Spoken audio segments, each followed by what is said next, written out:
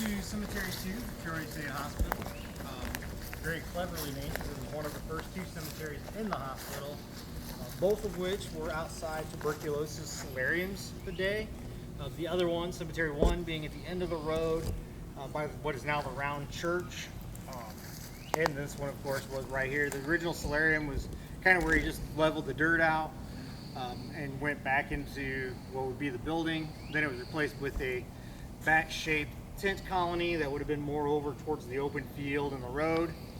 And then finally in 1949, the Pollock Tuberculosis Hospital was built, housing men in one end, women in the other, and all the equipment and staff in the middle.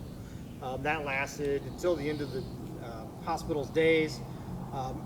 Eventually, tuberculosis was no longer a big issue, so they repurposed it as like elderly care for the older patients and stuff until its final days. Now, Cemetery 1 has a very famous patient you've already heard about, Rhoda Derry. She's all the way down there. Cemetery 2 has a different famous patient, possibly the most famous patient to come out of the hospital, and that is a gentleman that came down from Chicago on the railroad tracks, and when he got here, he couldn't speak, couldn't write, so all they had to go by was his paperwork that came with him, and on it, it said simply, occupation, manual bookbinder. So the nurse wrote him down as Manual A Bookbinder. Now, old book was still an able-bodied individual. He still could get around, he just couldn't speak, couldn't tell anybody his name. So they put him to work. They decided he'd be great out here in the cemeteries, taking care of the graves, the grounds, all of that. He helped dig some of the graves, helped fill them in, and he attended the funerals. And at that point, they realized there was something special about old book. Because when he would attend these funerals, he would go over to an old tree that's now long gone, and he would cry and weep and wail with just raw passion. And it moved the people so much they couldn't help but be loved by her, being loved. They couldn't help but care about him. They couldn't help but love him. They were moved by his emotions. And it got to the point where even the patients were moved to the point where if they were nearing death, they would tell their doctor, "Doctor, you've got to make sure old book cries at my funeral. If he doesn't cry at my funeral, Scratch is gonna come. He's gonna take me away and drag me down to hell. He's got to cry at my funeral." And this went on, and for the few years that Book was here, but eventually old Book succumbed to the disease, just like so many of the other people around him today. I mean, this was early 1900s, so tuberculosis, pellagra, other things were still an issue. And old Book's funeral was something to behold. It's such a sight that Dr. Zeller felt the need to write about it in a publication that went out to the other institutions.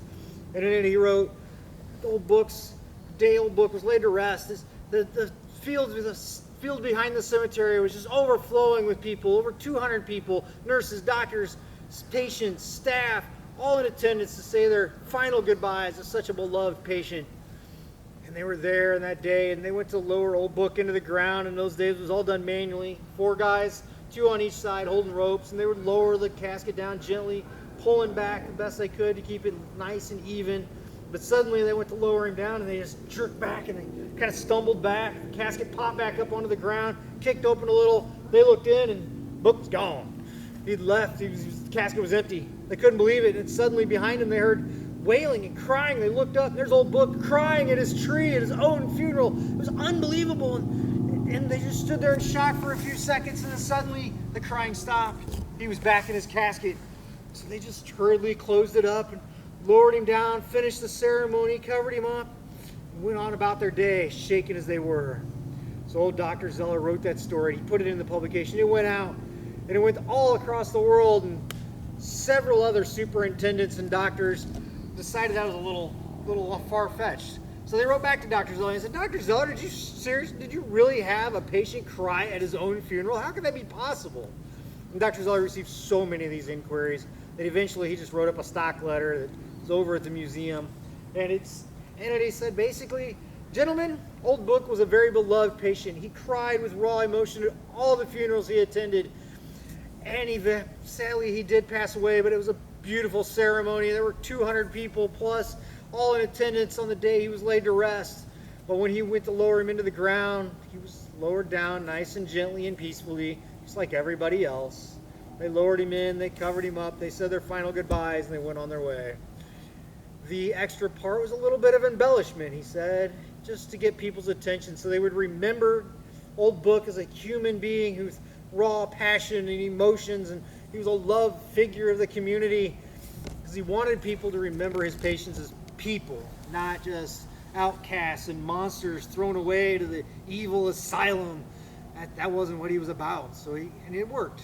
People, 100 years later, Old Book has a thing on YouTube. He's in the news at least once, twice a year. He's talked about at all of our events. And people know him. You go online, he's out there on the internet. And he passed away before 1910. So it worked. And a lot of Dr. Zeller stories are that way. Now, Old Book was laid to rest in this cemetery. And as you can see, all the tombstones, or most of the tombstones, are labeled with numbers. That's not because patients were outcast and forgotten and just lost as a number in the system. That's because Illinois wouldn't let you put a family name on an asylum tombstone until about 1922, 23. And it was considered taboo at the time to have a family member buried in the asylum. Dr. Zeller didn't believe that people should be just forgotten and numbered, so he kept a very detailed log of who was who. And it's been used by some families, like the one behind you and a few others out there, where people will go to that book, they'll look up where their family member's buried, they'll come in and put a more traditional tombstone. And in the 1980s, a group came through, they cleaned up the cemeteries that had been kind of neglected. They knew the story of Old Book, and they found what they believed was the right spot, and they dedicated a very beautiful tombstone to him, very lovely gesture. However, there in about 1913 row, Old Book died pre-1910, so he's back a few rows. But they couldn't find him because Dr. Zeller intentionally left Old Book's grave vague.